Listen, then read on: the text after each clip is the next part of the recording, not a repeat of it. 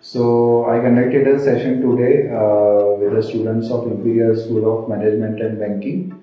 It was a wonderful session. We had a session for MSME industry in India. All the students asked very relevant questions. All the students were very active. All the students wanted to do something new and something different. So it was a great interaction. All of the management here, supported me very well.